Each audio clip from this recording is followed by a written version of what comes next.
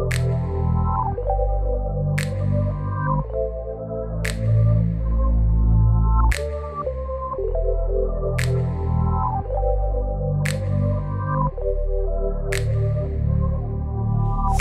atvykę į Išminties minutėlę. Kiekvienoje Išminties minutėlėje kalbame apie gyvenimiškus, psichologinius, kiekvienam žmogui svarbius dalykus. Ir šiandien paimsim šios savaitės naują temą, o kokia ji sužinosite už akimirkos. Tad pradėkime Išminties minutėlę. Pradedam!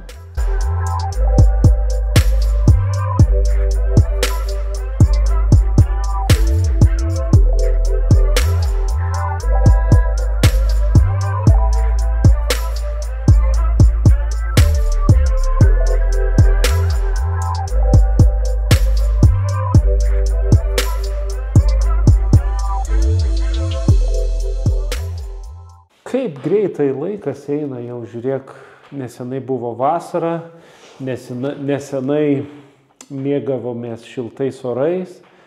Na, o dabar žiūrėk, jau rudens paskutinis mėnesis ir ruduo jau eina tolyn ir artėja naujas laikotarpis, kurį vadiname žiema. Ir šiandien ta proga, kad jau tai pirmoji Išminties minutėlė šiais metais, lapkričio mėnesį, tad galvoju,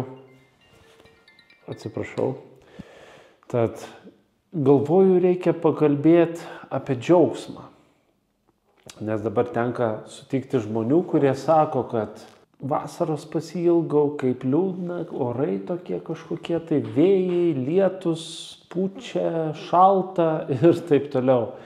Ir šios dienos išmintėlės temą pavadinčiau, kur yra tavo džiaugsmas ir kas yra tavo džiaugsmas, kas yra tas tikrasis džiaugsmas, kurio galbūt mes neįvertinam, kas yra tikroji laimė, kuri yra, o gal jos nėra, ar panašiai. Tai prieš pradedant kelt klausimus, nagrinėti šitą temą, noriu jums užduoti klausimą. O klausimas skamba štai taip. Kas yra tavo tikroji laimė? Ar tu esi laimingas? Dabar padaryt gali pauzę. Jeigu niekur neskubi, užrašyk savo mintis, kokios kils tavo mintis. Kas yra tau laimė? Kas yra tas tikrasis džiaugsmas? Ir padaryk pauzę ir užrašyk tas mintis. Ir kai užrašysi, vėl sugrįžk į šitą išmintėlę. Nes toliau mes pratęsime kalbėti apie tai. Gyvenant šiame skubančiame, lekiančiame pasaulyje, žmonės kartais gali nepastebėti, nepamatyti ir nesuspėti pasimėgauti, pasidžiaugti akimirką. Gali nesuspėti pasidžiaugti buvimu su artimaisiais, su draugais. Netgi jeigu kalbėtumėm apie darbą, apie profesiją, apie užimtumą, kad žmogus kažką daro, kažką dirba, netgi darbe tu esi galbūt su klientais, su bendradarbiais, kur galėtum sustojęs įvertinti šitą akimirką, kokia jinai svarbi. Noriu paskaityti tokią labai įdomias mintis. O dabar kaip tik atsiminiau, neseniai Facebook'e aš pasidalinau šiomis mintimis. Tai yra tėvo Stanislovo mintis. Skaitau. Koks keistas yra žmogus, ar ne jis ginčijasi su gyvaisiais, bet dovanoja gėles mirusiems. Jis metų metus nesikalba su gyvoju, broliu ar sese, tačiau jam mirus skiria garbę. Jis nesuranda laiko aplankyti gyvojo, tačiau visą dieną dalyvauja jo laidotuvėse. Jis neskambina, nerašo laiškų, nepergyvena dėl jo, nesidomi, nesirūpina gyvuoju, bet kai jis miršta, krenta į neviltį. O gyvenimas žemėje yra toks laikinas ir mes visi svečiai čia. Vaikeliai, apkabinkite vienas kitą, mylėkite. Dievui dėkokite, kad turite vienas kitą. Tėvas Stanislovas. Tai va čia savaitgalį pamačiau šitas mintis ir tikrai šios mintis yra tokios priverčiančios susimastyti. Susimastyti apie tai, ką mes laikome prioritetais. Ir kartais, kai sustoji ir susimastai apie tai, tu pagalvoji, kad tie tavo prioritetai, kuriuos tu susidėliojai, yra dažnai tuštybė. Tušti, be prasmės, be jokios vertės. Tai laikinas vėjo gūsnis. Kaip čia, ne gūsnis, gal reiktų sakyti. Pūstelėjimas. Laikinas vėjo pūstelėjimas. Ir kada mes skaitom va tokias mintis ar klausotės va tokių išminties minutėlių ar kažkokių tai pamastymų, mes dažnai susimastome apie tai. Tik tai noriu užduoti klausimą, va kai susimastai apie tai, ar ką nors keiti, ar bandai vertinti tuos dalykus, kuriuos tu turi, ar tu bandai juos kitaip pasižiūrėti. Tuos dalykus tai turiu omeny ne tik daiktus, ne tik situacijas, bet ir žmonės, vat kuriems sako, mes neskambinam, su kuriais neturim laiko pakalbėti, nes laiką kažkur padedame kitur, kažkur jį išvaistome, kažkam aukojame, o kai ateina ta akimirka, kai suprantame, ko mes netekome, dažnai gailimės ir sakom, eina savo, kaip aš švaiščiau savo brangų laiką, kuris iš tikrųjų suprantu, kad yra be galo brangus. Bet mes kartais tai suprantame per vėlai. Ir šita išminties minutėlė, šita akimirka, kai dabar klausotės šitų minčių, tai yra pats laikas apsidairyti, sustoti ir pagalvoti, kas iš tikrųjų yra vertinga, kas iš tikrųjų yra tas džiaugsmas, kas iš tikrųjų yra prasminga.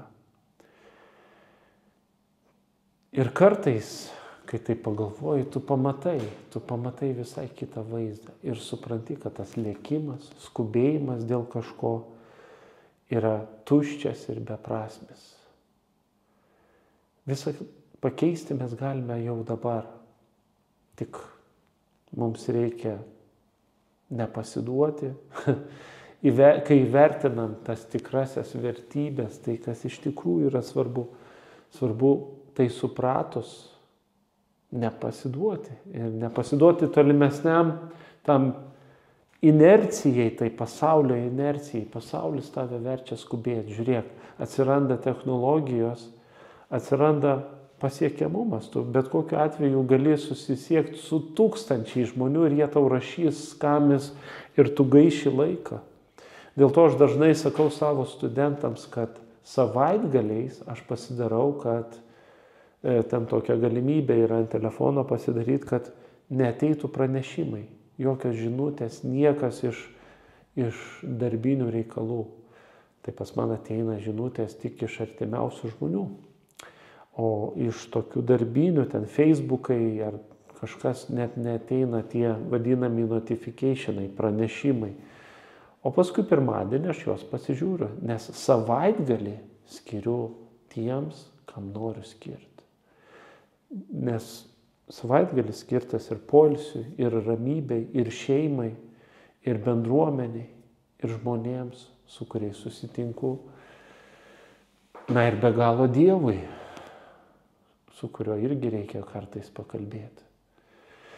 Tai labai svarbu pasižiūrėti, kas yra vertinga, ką mes vertinam ir nepamiršti to, kad mes galim čia ir dabar pasižiūrėti į savo prioritetų sąrašą ir pasitikslinti, ar mes tos prioritetus susidėlioja teisingai. Štai tokios mintis šios dienos išmintėlėje. Norėtųsi čia dar kalbėti ir kalbėti, atrodo, mintis eina nesustodamos. Bet, kaip ir sakau, išminties minutėlė yra išminties minutėlė, tai nesinori čia jūsų irgi užgaišinti ilgą laiką prie ekranų. Norisi, kad žmogus gyventų gyvenimą. Dažnai, dar atsiprašau, dar šiek tiek dar vieną mintį pasakysiu. Dažnai mes, kai žiūrime filmą, kažkokį serialą ar kažkokį tai realybės šou ar dar kažką, ką mes matome? Mes matome kitų žmonių gyvenimą. Ir dažniausiai matome, kad tie žmonės gyvena gyvenimą, pykstasi, mušasi, liūdi ir taip toliau. Bet jie nežiūri televizorių, o mes žiūrim televizorių, kaip gyvena kiti žmonės. Ir dar žiūrim televizorių, bet tų žmonių gyvenimai yra net ne gyvenimai dažniausia, o yra sukurti, kažkieno parašyti. Tai dabar šią akimirką atsimint gali tokią taisyklę, kad aš turiu gyventi savo gyvenimą. Mano gyvenimas, tai yra mano gyvenimas ir aš noriu jam skirti laiką. Noriu skirti laiką savo gyvenimui. Tai su šio mintim eisiu ir į pabaigą. Noriu padėkoti kiekvienam iš jūsų, kad motyvuojat, kad rašot komentarus, rašot savo mintis, dalinatės savo patirtimis ir savo mintimis. Ačiū, kad spaudžiat patiktukus, ačiū, kad dalinatės šiais vaizdo įrašais, šiomis išmintėlėmis su artimaisiais, kuriems reikia galbūt tokių šaltinių. Tad ačiū jums visiems, ačiū Contribui platformos rėmėjams už jūsų finansinę paramą. Iš to galiu ir tobulėti, galiu tobulinti savo filmavimo įrangą, taip pat konkursus skelbti ir panašiai. Tai ačiū kiekvienam iš jūsų, ačiū, kad būnat ir kad dalinatės džiaugsmu, gerom emocijom vieni su kitais. Iki kito karto, ate.